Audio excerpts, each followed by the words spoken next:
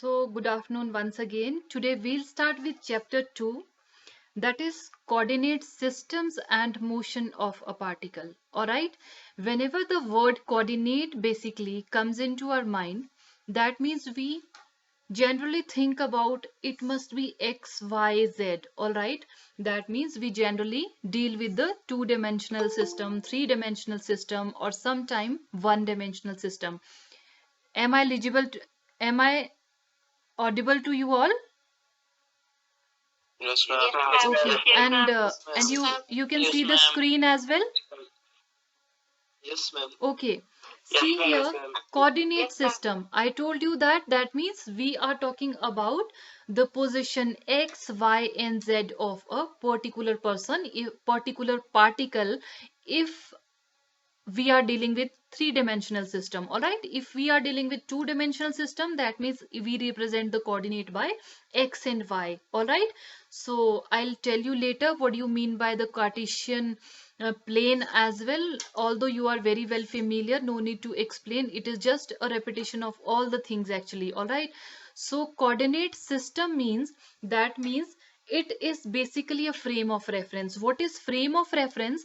It is the thing in which you are basically performing your practical. For example, you are doing your Ohm's law experiment in your lab, right? That means I am observing you all. That means my frame of reference is my laboratory room, all right, and the particles are the students which are present in the frame of reference, all right. That means if I am teaching you all in a classroom, that means that classroom is basically a frame of reference when the particles are the number of students which are at that time existing in the classroom, all right.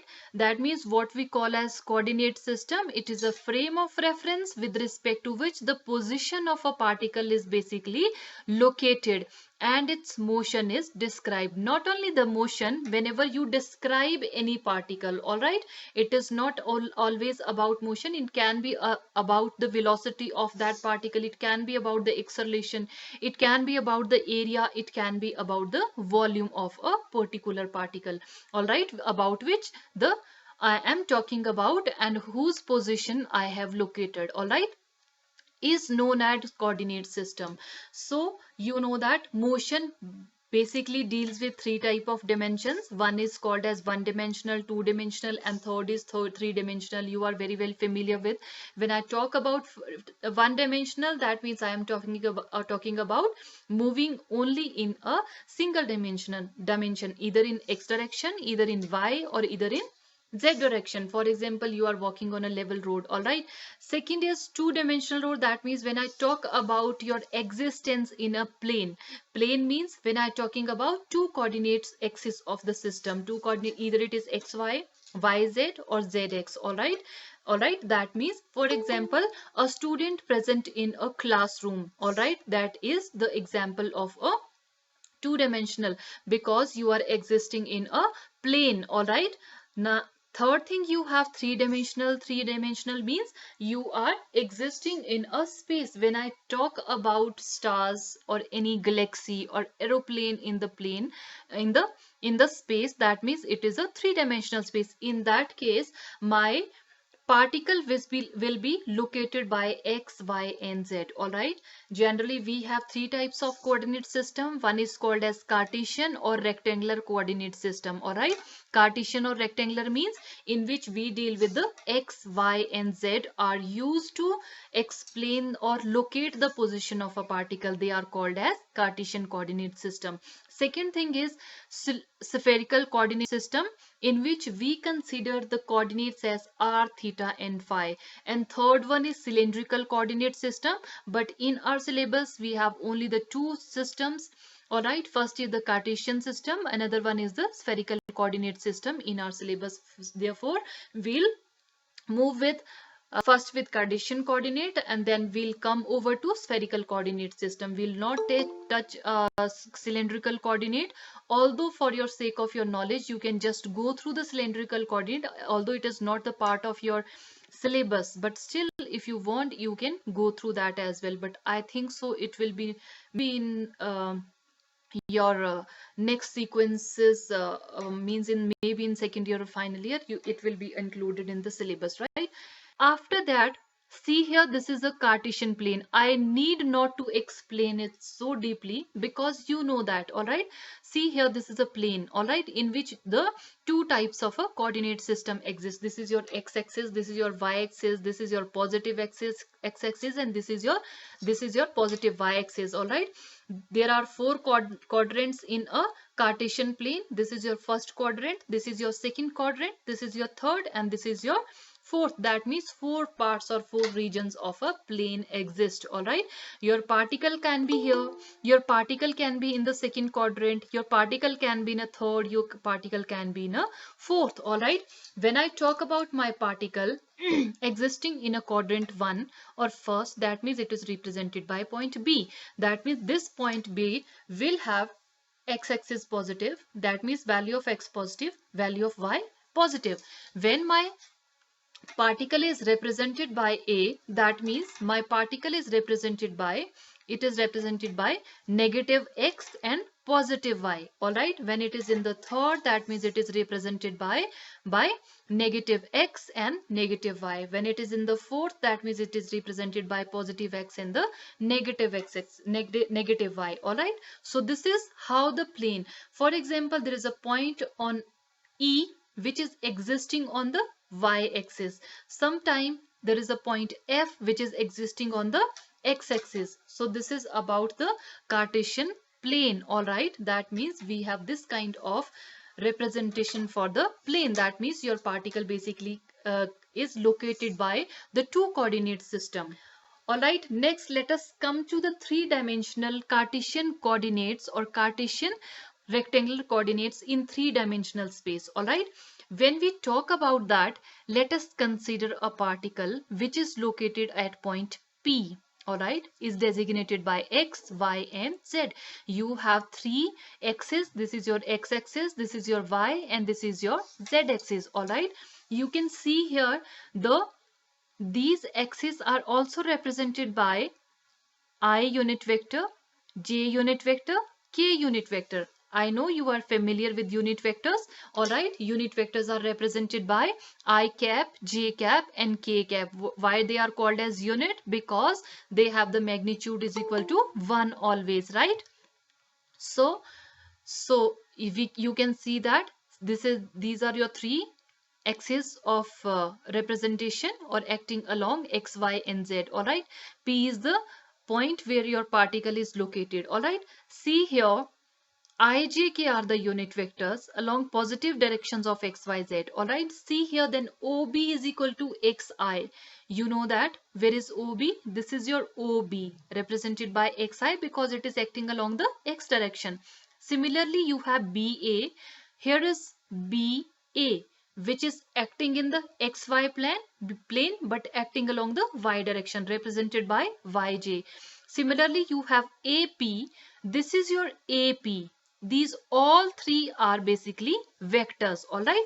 That means it is represented by zk. Clear? Using triangle law of vector law of vector, you know that resultant is always equal to sum of the two vectors acting along the same direction. All right, see here, you have OP, you can see here, can be represented by OA. This is your one vector. AP, it is your second vector. All right, that means this represent the resultant of two vectors OA and AP, which can be written so. Further, you can see that OA can be written as, OA is the resultant, can be written as OB plus BA. All right, two vectors acting along the same direction but opposite to the resultant vector. See here, this is so. Now you can substitute the value of OA from here over here. When we substitute, we'll get it as OP is equal to OB plus BA plus AP. What is OB? You can see here, it is OB is XI. BA is, what is BA? Is YJ. What is AP? AP is ZK. Or similarly, your OP basically represent the vector r. All right, that means r can be represented by xi plus yj plus zk, which is basically called as a vector representing the position of particle. See here, vector OPs are called the position vector of any point P, X, Y, Z with reference to the origin O of the frame. Alright, that means your vector is represented by R, which basically designate the position of particle.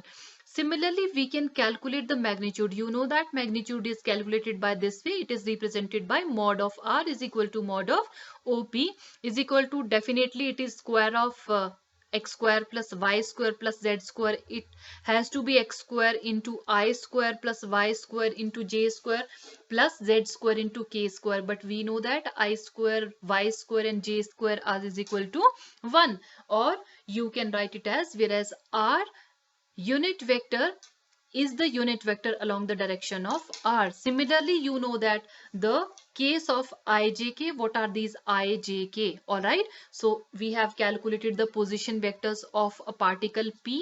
So this is basically a position representing the particle p. All right, and you know about that, how do you represent these? I cross j is equal to k, j cross k. Cross product of two vectors is always equal to third when we are going clockwise direction, means right handed system. When we go about anti-clock direction, that means, what does it mean? For example, you want to calculate I cross j, j cross k, and k cross I is in the clockwise direction. If I take j cross I, that means it is in the anti-clockwise direction, and j cross I will be always equal to minus of k, right? Similarly, j cross k will be is equal to minus of I. Similarly, k cross I will be is equal to minus of j. If you start moving in a anti-clockwise direction, that means the cross product of two vectors will give you the negative of third vector. Clear? So next we have velocity of a particle in three-dimensional Cartesian coordinate system. I hope now you are clear with what are Cartesian coordinate system. We have calculated the position of the Cartesian coordinate system. Now we'll calculate the velocity of a particle in three-dimensional coordinate system. See here, P is the position of particle, all right, in space at any time. That means position vector is given as xi plus yj plus zk, that you have already derived. Now, how to calculate velocity? We know that velocity is nothing but it is the derivative of a displacement.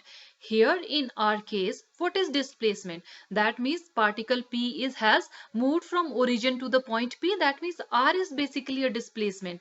That means it will be rate of change of a position vector r, or you can represent it by r dot. R dot is nothing but it is a first derivative of a r.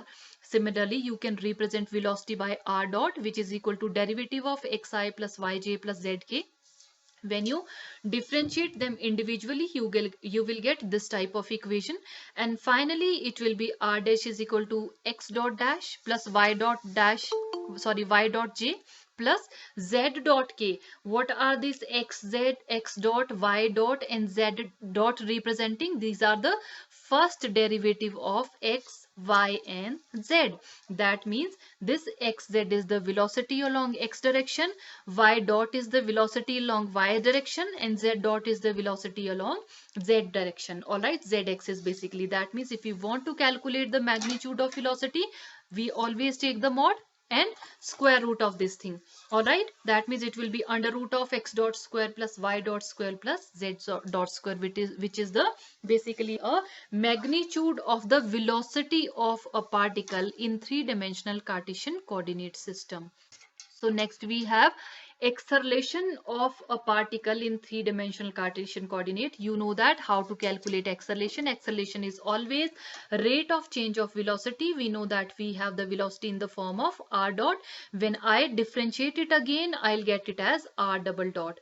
What is r double dot means? It will be r double dot is equal to ddt of r dot. All right, it will be derivative of x dot I plus y dot j plus z dot k. All right, that means r double dot will be individual derivative of x dot, y dot and z dot, or finally I'll get it as x double dot I plus y double dot j plus z double dot k. All right, that means whereas this x double dot represent the double derivative of displacement along x-axis and double derivative of displacement along y-axis, x-axis, and double derivative of z along z-axis, which represent basically the acceleration along x, y, and z. And if I want to calculate or evaluate the value of magnitude of acceleration, that means naturally it is going to be under root of x double dot square plus y double dot square plus z double dot square raised to the power 1 upon 2 or under root of 2. All right. So this is all about